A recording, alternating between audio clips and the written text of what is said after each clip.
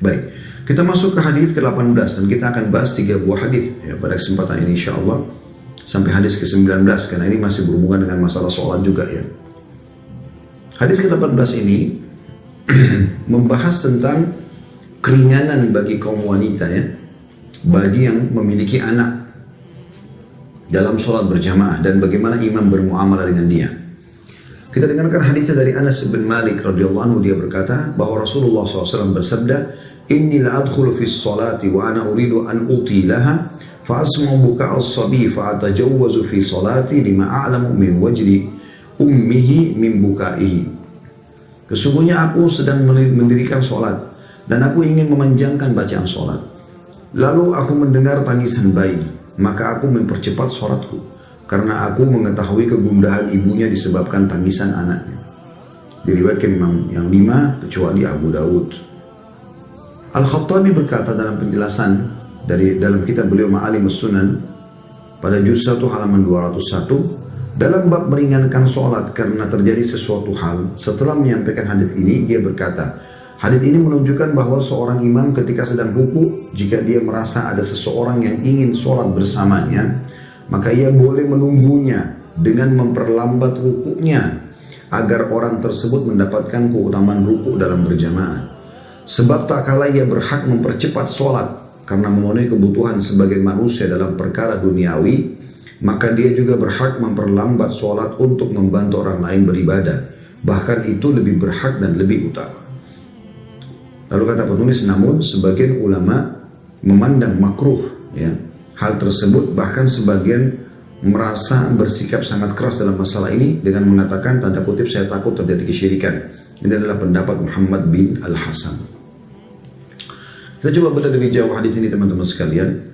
Yang pertama adalah bagaimana seorang imam punya fikih, punya pemahaman yang tepat tentang bagaimana menjadi imam. Ya.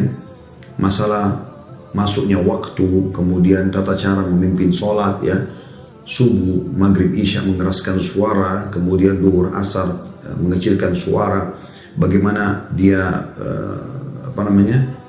memandu dengan kehusyuan, konsentrasi. Ini semua bagian daripada syariat dan perintah dalam sholat.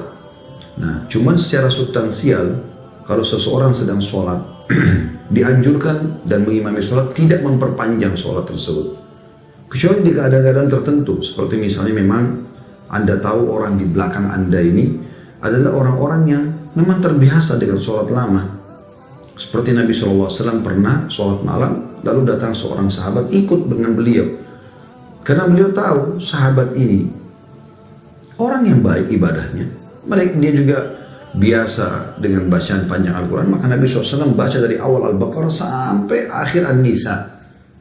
Ini luar biasa ya. Al-Baqarah, Al-Imran, An-Nisa, 3 surah panjang. Dibaca semuanya. Ini ratusan ayat. Ya. Mendekati 500 ayat. Tapi Nabi SAW tidak lakukan itu di sholat-sholat yang memang di belakang masih bercampur baur makmumnya, antara orang yang bisa dengan sholat panjang dengan orang yang tidak bisa dengan sholat panjang ya. Makanya Nabi SAW mengatakan dalam hadis ini ya, saya pernah mengimami sholat lalu saya temukan ada tangisan bayi di saf wanita, maka saya mengurungkan niat saya memanjangkan bacaan karena tahu bagaimana perasaan ibunya bayi tersebut atau anak tersebut dengan tangisan dia. Mungkin butuh susu, butuh dibersihkan segala macam. Nah, ibunya tidak bisa konsentrasi sholat. Juga dalam hadis yang lain, beliau pernah menegur Muadz bin Jabal radhiyallahu anhu. Pada saat Muadz bin Jabal memperpanjang sholat, ada satu anak muda masuk. Karena terlalu lama sholatnya, maka dia pun berhenti, lalu dia sholat sendiri, lalu dia pergi dari masjid. Setelah salam, orang-orang pada melapor, hai Muadz, tadi ada anak muda begini-begini. Maka kata Muadz, orang munafik tuh, gitu kan? Maka dilaporkan kepada Nabi SAW. Nabi SAW panggil Muadz, panggil juga anak muda itu. Lalu Nabi SAW tanya, kenapa kau berhenti sholat berjamaah dengan Muadz? Dia mengatakan, ya Rasulullah, Muadz bacanya panjang sekali. Dan saya punya banyak pekerjaan yang harus saya selesaikan. Maka Nabi SAW balik kepada Muadz sambil mengatakan, afattanun anta ya Muadz? Apa kau penyebar fitnah, hai Muadz? Mana kau dari surah ini, dari surah itu? Nabi SAW sebutkan surah-surah pendek. Jadi perlu difahami. Dalam hadis lain juga kata Nabi SAW dan hadis sahih semuanya, ya, kalau kalian sedang mengimami sholat maka ya, sederhanakanlah. Karena di belakang kalian ada orang yang tua, ada orang yang sakit, ada orang yang punya hajat. Dan kalau kalian sholat sendiri, panjangkanlah sesuka kalian. Bukan juga tentu kita baca inna a'tayna wal 'asr. Tapi di sini kita membaca surah-surah Sabbihisma rabbikal a'la, ya. Dan kita juga menyesuaikan, ya, seperti misalnya sholat subuh, sholat duhur, ya. Ini biasanya Nabi SAW perpanjang bacaan. Tapi sholat maghrib, teman-teman sekalian, karena waktunya juga pendek, jangan baca surah-surah panjang. Saya pernah sholat di masjid, ya. Sholat maghrib sudah antara azan dan iqamahnya cukup lama, mungkin sekitar 15 menit. Setelah itu sholat lagi, sholatnya 20 atau 25 menit, sholat maghrib. Jadi selesai itu sebentar lagi azan isya. Ini tidak tepat. Anda harus paham fikihnya nih, nggak boleh sembarangan. Sholat isya mungkin bisa lebih panjang sedikit. Ini ya teman-teman, sebagai imam harus punya fikih, harus punya pemahaman yang benar tentang bagaimana menjadi imam, termasuk dalam masalah ini. Ini penting sekali untuk digarisbawahi. Yang kedua teman-teman sekalian yang kita ambil dari hadis ini, bagaimana tangisan bayi, ya, bisa menjadi udzur agar seorang ibu mempercepat sholatnya. Bukan berarti tergesa-gesa, bedakan ya. Mempercepat sholat bukan tergesa-gesa. Artinya dia bisa, misal biasanya dia baca setelah Al-Fatihah, baca ayat yang 12, 15, 20, 30 ayat. Sekarang dia baca 4, 5 ayat. Al-Ikhlas 4 ayat misalnya. Al-Falaq, Al-Masad, dan seterusnya. Tapi pada saat dia lagi lowong, dia baca surah panjang. Kesempatan untuk memperbanyak amal soleh. Jangan distandarkan lagi urus anak dengan tidak. Semuanya kita pendekkan. Dan di saat kita ada kesempatan, kita panjangkan. Supaya kita mendapatkan raih banyak pahala, gitu kan, yang kita akan panen pada hari kiamat nanti. Tapi anak termasuk dalam udzur masalah ini. Bahkan Imam Bukhari rahimahullah masukkan dalam salah satu bab beliau bolehnya menggendong anak dalam sholat. Dan beliau mengangkat hadis Nabi SAW pernah menggendong cucunya Umamah dalam sholat. Dan disaksikan oleh para sahabat.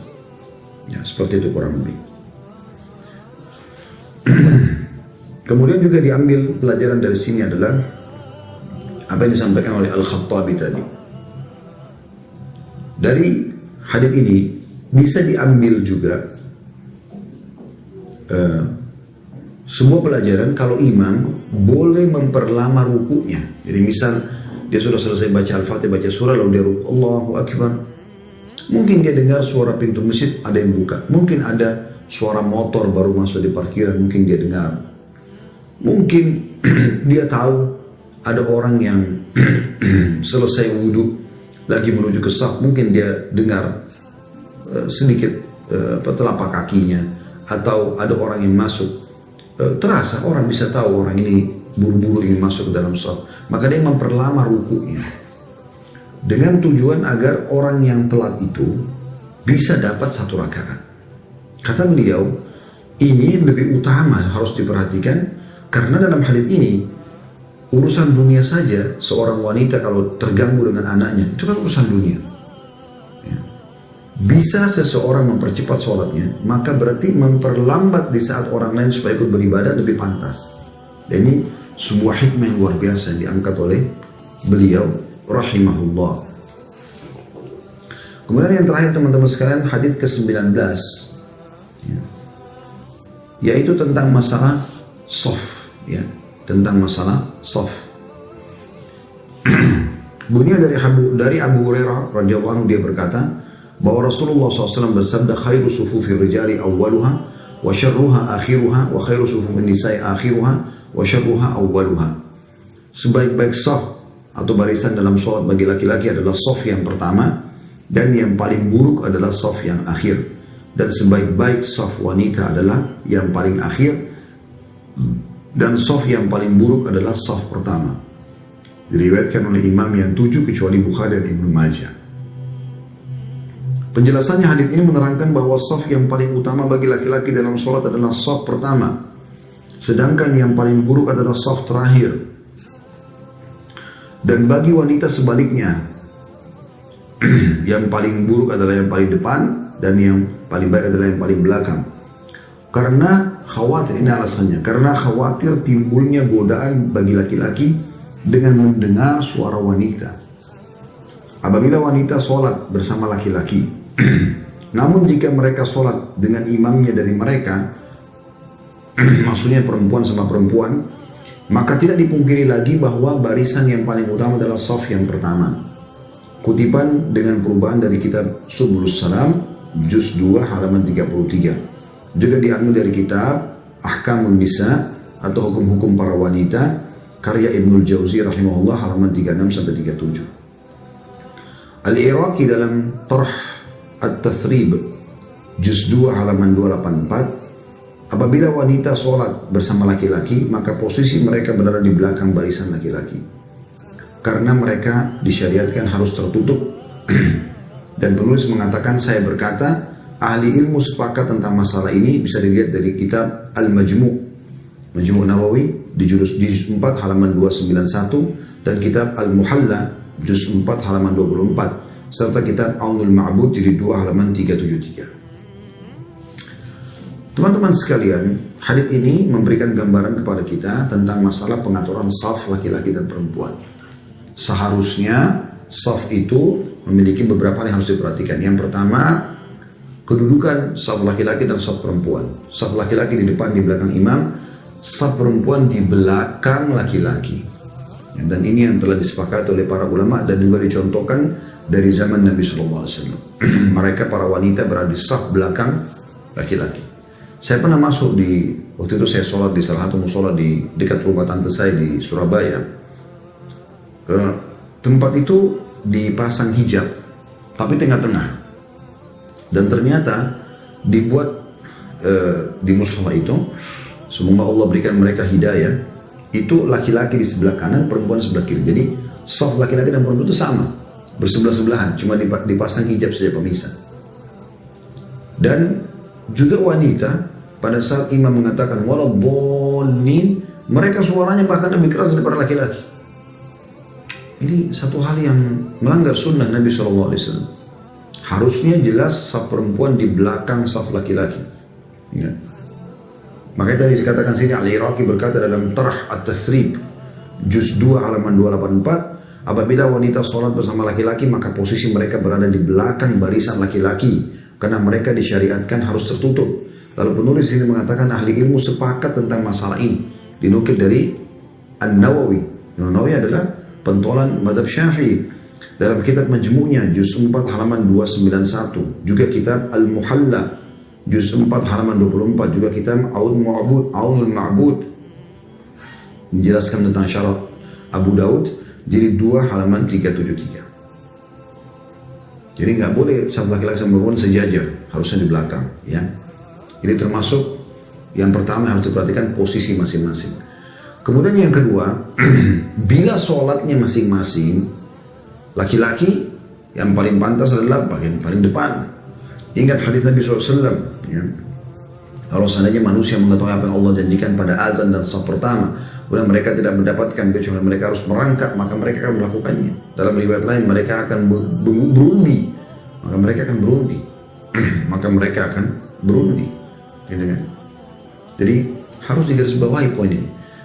Nah, wanita berada di belakang laki-laki, dan kalau sholat berjamaah dengan laki-laki yang paling afdal, mereka ada saf paling belakangnya, terus diisi, misalnya belakang masjid, di situ saf belakang sebelah kanan sama sebelah kiri, kalau ada panitia yang lebih bagus mengaturnya, lalu saf depannya terus sampai saf paling depan yang berbatasan dengan laki-laki.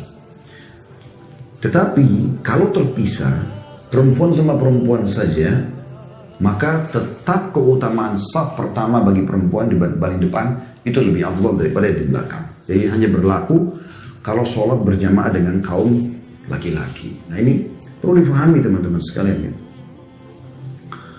Kemudian sebab dikatakan bahwasanya sebaik-baik saf laki-laki adalah yang paling depan dan yang paling buruk di belakang. Serta sebaik-baik saf perempuan yang paling belakang dan yang paling buruk paling depannya. Bukan berarti keburukannya, tanda kutip difahami, buruk saf itu sehingga orang tidak mau sholat di situ dan pelakunya juga buruk. Bukan itu maksudnya. Yang maksud ini bukan keburukan secara khusus safnya, karena ada kedekatan antara laki-laki yang saf terakhir dengan perempuan yang saf pertama. Seperti itu. Sehingga bukan karena safnya. Ada orang mungkin memahami terhadap hadis ini sehingga dia pada saat masuk masjid, misal dia punya udzur syar'i, dia telat, seakan-akan dia merasa berdosa kalau dia ada di saf belakang. Yang salah kalau Anda masuk ke masjid, masjid masih kosong, Anda nggak isi saf pertama, nah itu iya. Tapi kalau Anda telat karena punya udzur syar'i, Anda ketiduran, Anda di kamar mandi, Anda pergi ke masjid mau sholat subuh, tiba-tiba Anda dapat saf ketujuh dan itu saf terakhir, Anda bukan guru di sini. Jadi jangan salah paham dengan poin-poin seperti ini. Allahu a'lam. Ini bahasan kita insya Allah, dan kita akan lanjutkan nanti pertemuan akan datang hadis ke-20 tentang masalah Jumat bagi kaum wanita.